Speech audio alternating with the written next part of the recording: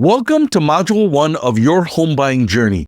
I'm excited you're here because today we're going to tackle something that sounds about as much fun as watching paint dry, but is actually the secret sauce to getting the keys to your dream home. We're talking about getting your financial house in order. Now, I know what you're thinking. Great, another lecture about budgets and spreadsheets. But here's the thing. This isn't your high school economics class. This is the difference between getting a congratulations, here are your keys, and sorry, maybe try again next year. So stick with me because by the end of this module, you're going to understand your finances better than most people understand their Netflix viewing habits. Understanding your credit score. Let's start with everybody's favorite three-digit number that somehow has more power over your life than your high school GPA ever did, your credit score. Your credit score is basically a report card for how you handle money, except instead of getting grounded for bad grades, you get stuck paying higher interest rates for the next 30 years. Fun, right? So here's what's wild. Most people know their weight, their height, their shoe size, and probably their favorite celebrity's birthday. But ask them what their credit score is, and you'll get crickets. Yet this number determines whether you'll pay 3% or 7% on your mortgage, which on a $300,000 home is the difference between a nice vacation each year or eating ramen noodles until you're 60.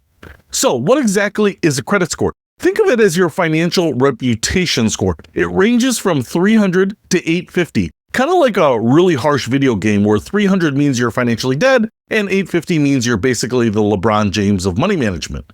Most people fall somewhere between 600 and 750, which is like being the decent amateur player who shows up to the gym but isn't making the NBA anytime soon. And that's perfectly fine. You don't need perfect credit to buy a house. You just need to know where you stand and how to work with what you've got. The 5 factors that make up your credit score are like the 5 food groups, except instead of keeping you healthy, they keep your financial future from completely falling apart. First, payment history. This is 35% of your score. It's basically asking, do you pay your bills on time? This is like showing up to work on time. It seems basic, but apparently it's revolutionary for some people. Second, credit utilization. That's 30% of your score. This measures how much of your available credit you're actually using. If you have a $1,000 credit limit and you're carrying a $900 balance, that's like wearing a shirt that's 3 sizes too small. Technically it works, but it's not a good look. Third, length of credit history. 15% of your score. This is why your parents were smart to add you as an authorized user on their credit card when you were 16, even though you used it to buy way too much pizza. Time is your friend here. Fourth, credit mix. 10%. This is about having different types of credit, like credit cards, auto loans, maybe a student loan. It shows you can juggle different financial responsibilities, kind of like being able to walk and chew gum at the same time, but with money. Finally, new credit inquiries, the last 10%. Every time you apply for credit, it's like asking, hey, can I borrow some money? If you ask too often, lenders start thinking you're either really optimistic or really desperate. Neither is a great look when you're trying to borrow hundreds of thousands of dollars. Now, here's how to check your credit score for free, and I mean actually free, not free for 30 days, then we charge your credit card $40 a month free. You can get your official credit report from all 3 major credit bureaus once a year at annualcreditreport.com. That's the government-approved site, not one of those sketchy websites that rhymes with freecreditreport.com and features terrible jingles from the early 2000s. You can also check your score through most major banks' apps, Credit Karma, or even some credit card companies give you your score for free now. It's like when the gym started giving out free pizza on Mondays. Seems counterintuitive, but hey, we'll take it. When you get your credit report, you're going to scan it like you're looking for your name in the credits of a movie. You want to make sure that everything on there belongs to you and is accurate. Common errors include accounts that aren't yours. Maybe there's another John Smith out there with terrible financial habits, payments marked as late when you know you paid them on time, or old debts that should have fallen off by now but are still hanging on like a friend that never knows when to leave the party. If you find errors, you can dispute them online with each credit bureau. It's free, it's relatively easy, and it's one of the few times in life where complaining actually gets you somewhere. Here's the timeline for credit improvements, because I know you're wondering how long you have to wait to see results. It's not like losing weight where you can see changes in a week. Credit repair is more like growing your hair out after a really bad haircut. It takes time, but it does happen. If you start paying all your bills on time starting today, you'll see improvements in about 3 to 6 months. If you pay down credit card balances, that can show up in your score within a month or 2. But if you have more serious issues like collections or late payments, those take time. We're talking months to years, not days to weeks. The good news is that credit scores aren't permanent tattoos. They can change, and usually for the better if you're patient and consistent. Credit optimization for couples. Now let's talk about what happens when two credit scores enter the Thunderdome of home buying. Spoiler alert, only one comes out alive on the mortgage application. When you're buying a house as a couple, lenders don't average your credit scores like they're grading on a curve in college. They typically use the lower of the two scores, which means if one person has a 750 credit score and the other has a 600, congratulations, you're getting treated like a 600 credit score borrower.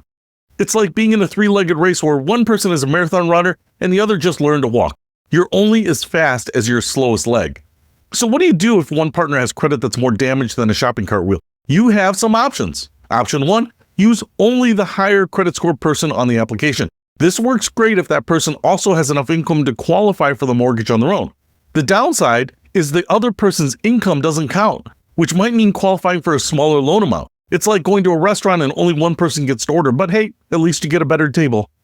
Option 2, both go on the application and work with the lower score.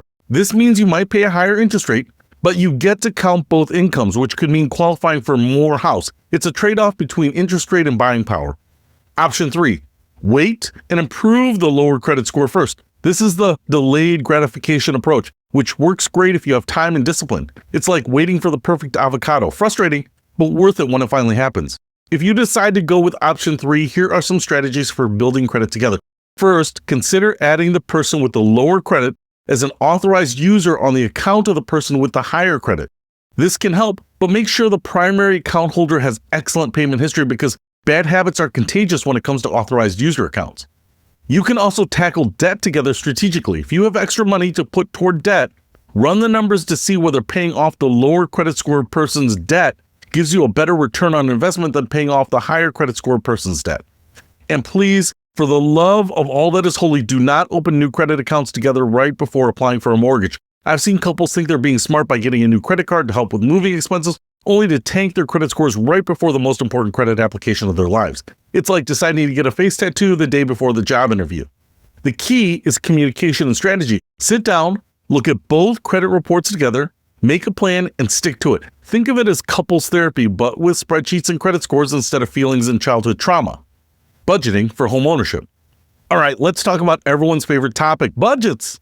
I can practically hear the collective groan through the screen, but stick with me because this isn't about cutting out your daily coffee or telling you to eat beans and rice for every meal until you're 40. This is about figuring out how much house you can afford without becoming what I like to call house poor. You know, when you have this gorgeous home, but you're eating cereal for dinner because you spent all your money on the mortgage. Let's start with the 28-36 rule. No, this isn't some weird yoga position or new TikTok dance. This is a guideline that says your housing costs shouldn't exceed 28% of your gross monthly income, and your total debt payments shouldn't exceed 36%. So, if you make $5,000 a month before taxes, your housing payment should stay under $1,400, and all your debt payments combined, including that new mortgage, credit cards, car payments, student loans, and that gym membership that you never use, should stay under $1,800. Now, some of you are looking at housing prices in your area and thinking 28%. In this economy, that's adorable.